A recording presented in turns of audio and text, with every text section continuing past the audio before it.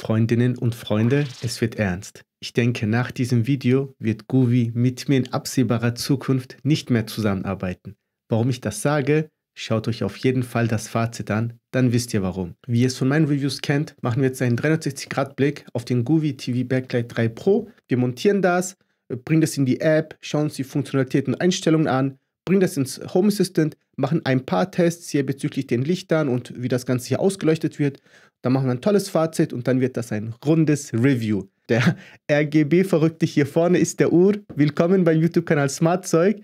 Wenn ihr zukünftig solchen Content, solche Reviews gar nicht verpassen möchtet, ihr wisst, was zu tun ist, lasst einfach ein Abo da. Ansonsten, Film ab!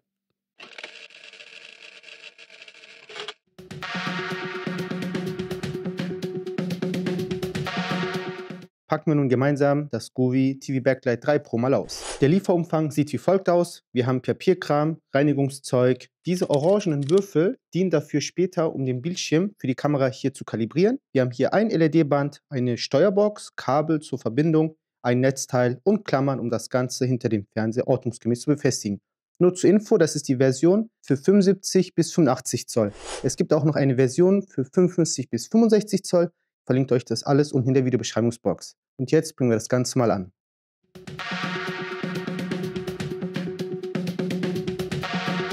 Damit die LED-Streifen hinter dem Fernseher gut halten, mache ich das mit dem mitgelieferten Alkoholpad hier gründlich sauber. Pro-Tipp hier an der Stelle, überlegt euch gut, wo die Steuerbox, wo die LED und die Kamera miteinander verbunden werden, hinkommen soll, damit ihr dann später keine Kopfschmerzen habt. Anschließend habe ich das zweiseitige Klebeband hier abgemacht und den LED-Streifen bei mir an der ersten Seite des Fernsehers befestigt. Wichtig an dieser Stelle, es macht keinen Unterschied, ob ihr rechts oder links anfangt, denn ihr könnt das später in der App dann definieren. Dann kam bei mir der erste Gruselmoment, denn ich habe die Variante 75 bis 85 Zoll und mein Fernseher ist 75 Zoll und wie ihr sehen könnt, ist das in diesem Fall sehr knapp bemessen, denn ich muss jetzt hier schauen, wie ich die Ecken schön geknickt bekomme, damit das alles einen schönen Übergang hat und nicht kaputt geht im Laufe der Zeit. Nachdem ich dann für mich eine passende Lösung gefunden habe, ist der Rest wie gewohnt, denn diese Ecken muss ich noch 2 weitere Male machen, deshalb war es mir wichtig, hier bei der ersten Ecke schon eine gute Lösung zu finden. In meinem Fall wurde auch noch die Montage im unteren Bereich spannend, denn der Fernseher wird zwar aufgehangen, aber für dieses Video habe ich es in den Fuß eingesetzt, damit ich das in aller Ruhe mit dem LED-Band befestigen kann. Zum Abschluss gilt es nur noch, alle Kabel in die Steuerbox zu stecken und diesen dann mit einem Matchstecker zu verbinden und dann können wir hier auch schon direkt loslegen, mit der Guvi-App das Ganze zu verbinden. Doch immer langsam hier mit den jungen Pferden. Ich möchte euch zum Abschluss der Montage noch kurz zeigen, wie das bei mir im finalen montierten Zustand aussieht an einem 75 Zoll Fernseher. Und hier bekommt ihr auch noch einen kurzen Blick auf die Kamera. Wichtig hier, die Kamera muss in Waage sein. Meine Leiste oben hat ein leichtes Gefälle, deshalb habe ich dort ein bisschen Papier mit unterfüttert, damit ich das Ganze schön in Waage bekomme.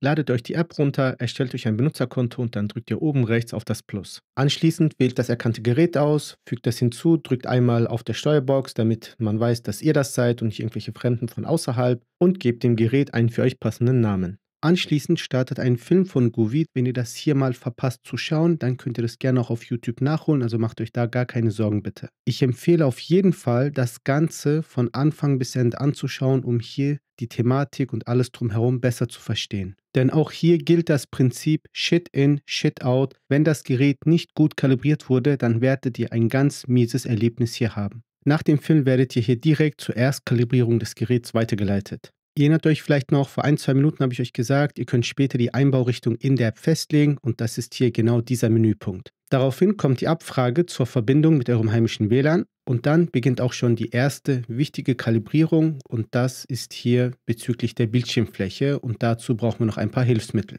Für die Kalibrierung habe ich mein Lowboard ein bisschen nach vorne gezogen, damit hier die Reflexion mit der Kamera nicht stört. Jetzt bringe ich mal diese Pads an, so wie in der App beschrieben. Ich empfehle euch auch hier nur ganz leicht das zu drücken, damit ihr dann später keine komischen Klebereste habt.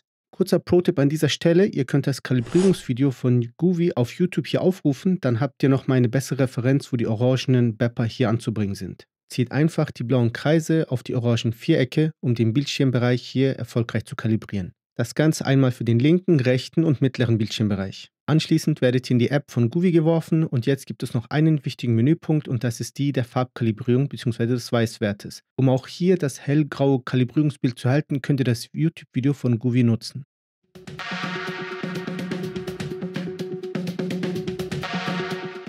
Um nun das allgemeine Benutzererlebnis mit dem Gerät noch weiter zu verbessern, könnt ihr individuelle Einstellungen hier in der App vornehmen. Es gibt die Option für KI-Filter, die ihr dann zum Beispiel für Sport oder bestimmte Filme, die ihr dann oben eintragen könnt, nutzen könnt. Ich habe das ein oder andere benutzt, aber fand dort keinen besonderen nennenswerten Vorteil. Wichtiger Hinweis, wenn ihr den KI-Filter benutzt, dann schaltet sich die Farbkalibrierung ab. Wir hatten zwar eben über die Farbkalibrierung geredet, aber nicht über die Sättigung. Auch das könnt ihr hier in den Einstellungen vornehmen. Eine tolle Einstellung finde ich die Helligkeitseinstellung, denn wie ihr seht, sind rechts bei uns Akustikpaneele und dieses Braun von den Akustikpaneelen schluckt schon gut Licht weg. Damit habe ich einfach die rechte Seite etwas heller gemacht, um das Ganze auszugleichen. Weitere Individualisierung ermöglicht euch hier der HDR-Effekt, kurz Zusammenfassung 1 und 2, wenn der Raum komplett dunkel ist und 3 und 4, wenn ihr in einer hellen Umgebung das Ganze nutzen möchtet. Dann gibt es noch die Option, die LEDs nach Soundeffekten tanzen zu lassen, war jetzt für mich nicht so relevant. Toll ist die Einstellung, schwarze Balken entfernen. Wenn ihr zum Beispiel einen Film schaut, wo unten und oben schwarze Balken sind, dann könnt ihr der Kamera sagen, hey, ignoriere diesen Bereich und strahle dennoch die Farben hoch und runter. Und last but not least gibt es noch die Einstellung für leeren Bildschirm, also wenn der Bildschirm aus ist, was dann passieren soll. Und außer der Tatsache, das Ganze dynamisch mit dem Fernsehbild zu nutzen, könnt ihr das natürlich auch mit den ganzen anderen Groovy-Modi nutzen, die ihr von den Lichtern kennt, also feste Farben über Musik, irgendwelche Algorithmen, einzelne LEDs ansteuern und so weiter. Aber darauf gehe ich jetzt hier in diesem Video nicht weiter drauf ein.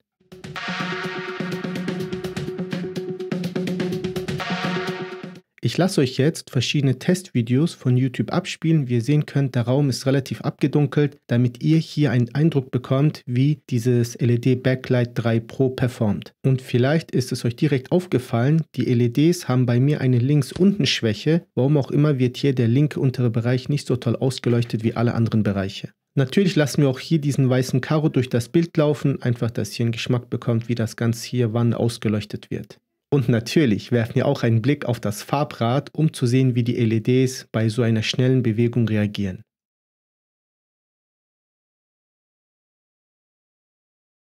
Wenn dir das bisherige Video geholfen hat, gefallen hat, denkst du, es ist zu viel verlangt, wenn ich jetzt nach einem Like und einem Abo frage? Sonst schreibt mir auch gerne unten in die Kommentare Fragen zum Video, Wünsche, Anregungen, Kritik. Ich tausche mich gerne mit euch aus, um hier neue Sichtweisen zu erhalten. Und das war's auch schon. Weiter geht's mit dem Video.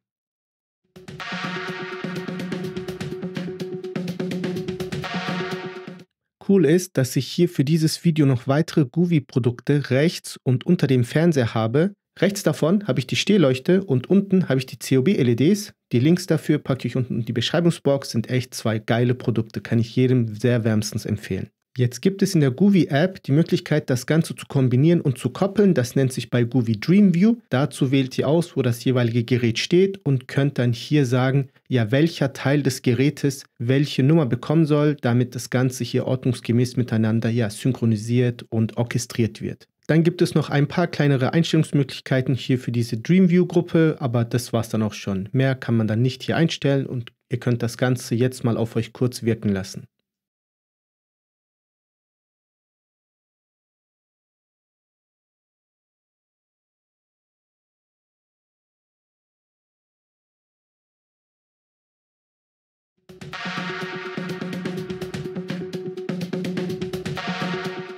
Also bringe ich jetzt auch dieses Gerät ins Home Assistant. Deshalb gehen wir zu den Einstellungen. Wir haben dann unten den Punkt Meta und bringen das Ganze über Meta einmal rein.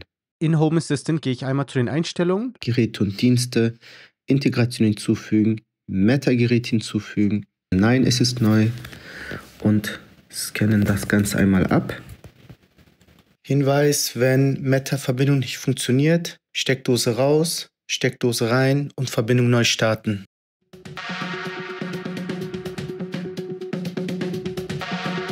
Jetzt, wo das Gerät mit Meta in Home Assistant ist, denke ich, macht es Sinn, das hier auf dem großen Bildschirm sich anzuschauen und nicht auf dem kleinen Handybildschirm. Wir springen hier einmal zu den Einstellungen Geräte und Dienste und dann zum Bereich Meta. Und dort haben wir auch schon den TV Backlight Pro 3 und dort springen wir einfach mal direkt rein. Wir können jetzt im Bereich der Steuerelemente das Ganze manuell hier ein- und ausschalten, beziehungsweise mit Home Assistant in Automatisierung, Skripte und Szenen das Ganze hineingießen und das Ganze in unser Smart Home mit einbetten und ganz viel Spaß haben. Ihr könnt natürlich jetzt hier reingehen, könnt natürlich das einschalten, könntet auch hier unterschiedlich Farben ansteuern, aber wie ihr seht, so irgendwelche Effekte oder so finden wir Ihnen hier vor. Das bedeutet, euer Fernseher kann dann blau, lila, grün, whatever hier leuchten, könnt dann auch nochmal warm-weiß, kalt-weiß das Ganze machen. Interessant wird auch, was wir hier im Bereich Konfiguration vorfinden. Wir haben hier einmal Aus-Übergangszeit und einmal Ein-Übergangszeit. Hauptsächlich. Es gibt auch einen für Ein-Aus, aber der funktioniert komischerweise nicht. Also es funktioniert besser, wenn ihr die separat benutzt. Und das ist gerade dann toll, wenn ihr nicht solche harten Cuts beim Einschalten oder Ausschalten haben möchtet. Aber mehr geht da einfach nicht. Das ist das, was wir derzeit über Meta bekommen. Vielleicht zukünftig über die Groovy LAN-Steuerung gibt es dann hier weitere Möglichkeiten über Groovy MQTT Add-on, aber derzeit nicht.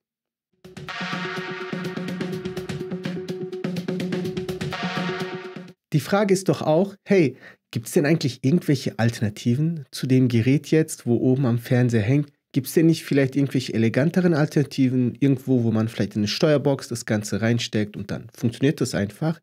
Ja, tatsächlich. Und wenn wir mal kurz rüber zu Amazon springen, und natürlich haben wir hier beim größten Mitbewerber bei Philips Hue auch eine Box, einmal in der 8K-Version, einmal 4K-Version und bei 3000 Bewertungen 4,0, ist halt schon grenzwertig, bin ich ganz ehrlich. Das Problem bei diesem Gerät ist einfach, während es mehrere HDMI-Eingänge hat, um hier Signale abzufangen von der PlayStation oder von einem Videorekorder, whatever. Was ist, wenn ihr die Netflix-App oder die Disney Plus-App von eurem Fernseher nutzt? Dann kann es hier keine Signale verwerten und dann ist das Ding nutzlos. Und solche Steuerboxen haben wir das Ganze auch von Wiz, 3,9 Sterne bei 141 Bewertungen, spricht auch für sich, ist ja auch relativ günstig. Und wenn du jetzt so eine Syncbox hast, würde ich mich riesig freuen, wenn du unten in die Kommentare deine Erfahrung zu diesem Gerät mit mir teilen würdest.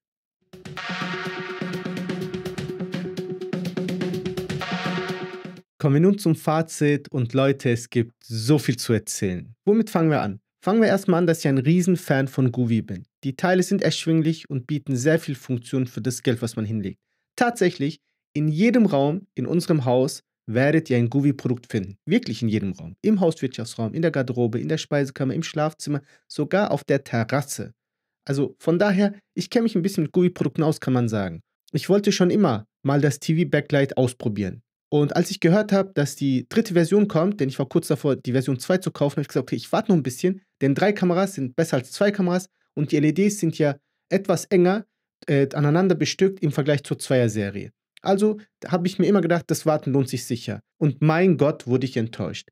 Nicht nur hat es in meinem Fall eine Links-Unten-Schwäche, darüber hinaus, wenn eine Pflanze nebendran ist, dann wird das die ganze Zeit als grün dargestellt. Und außerdem wird immer irgendwo, egal wie oft ich das kalibriere, irgendein Bereich nicht so gut ausgeleuchtet, obwohl es mehr oder weniger das gleiche Bild ist. Und wenn ihr noch irgendwelche Leuchten habt, die links, rechts, oben, unten, passiv da reinleuchten, weil einfach euer Wohnzimmer, euer TV-Bereich so eingerichtet ist für euch, so mit gedimmtem Licht, dann könnt ihr es total vergessen, Leute. Das Teil hat einen sehr begrenzten Rahmen, wo man es nutzen kann. Stockdunkel, keine weiteren Lichter und dann kann man das nutzen. Aber nicht jeder möchte so Fernseh schauen. Ja, das ist ganz klar. Wenn das genau euer Anwendungsfall ist, Leute, greift zum Produkt, ihr werdet damit ganz viel Spaß haben. Wie ihr seht, bei mir, ich hatte nicht so viel Spaß. Und jetzt denkt ihr, hey, das ist nur bei dir so schlecht, weil du bist ein Otto. Ha, Leute, dann schaut doch mal bei Amazon. Schaut euch hier die ganzen 3-Sterne-Bewertungen an. Ja, lest euch das Ganze mal durch. Lest euch mal die 1-Sterne-Bewertung hier durch. Hier das Ganze, klappt das Ganze mal aus und dann werdet ihr merken, genau das, was ich euch erzähle, genau das Gleiche sagen sie auch. Und gerade bei Tageslicht könnt ihr es komplett vergessen. Bei Tageslicht braucht ihr das Teil nicht einmal einzuschalten, egal wie gut ihr das kalibriert oder nicht. Und mit dieser ganzen gesammelten Erkenntnis von diesem Review würde ich mir das Produkt garantiert derzeit nicht kaufen. Mag jetzt sein, dass Groovy vielleicht 2, 3 Updates bringt und das Teil dann mega funktioniert. Okay, dann ist es toll. Aber dann behaltet auf jeden Fall hier die Bewertung und die Foren im Auge, um zu gucken, ob es wirklich besser geworden ist. Wenn ihr jetzt denkt, der übertreibt doch total, bei mir funktioniert das wunderbar, dann packt mir es gerne in die Kommentare, ich bin total gespannt. Und wenn ihr nicht schlechte Erfahrungen gemacht habt, freue ich mich auch über euer Kommentar. Sonst, wenn euch das Video geholfen hat, Leute, ein Like ist kostenlos, mehr will ich gar nicht. Haut auf die Tasten, Dankeschön. Und jemand anderes gerade dabei ist, so ein Backlight sich zu kaufen, dann teilt auf jeden Fall hier dieses Video. Vielleicht wird es danach nicht gekauft und dann hat man sich das Geld gespart. Und somit sind wir durch. Ich bedanke mich, dass ihr eingeschaltet habt. Hoffe, ihr schaltet auch das nächste Mal rein. Bleibt mir gesund, habt eine gute Zeit. Macht's gut. Ciao.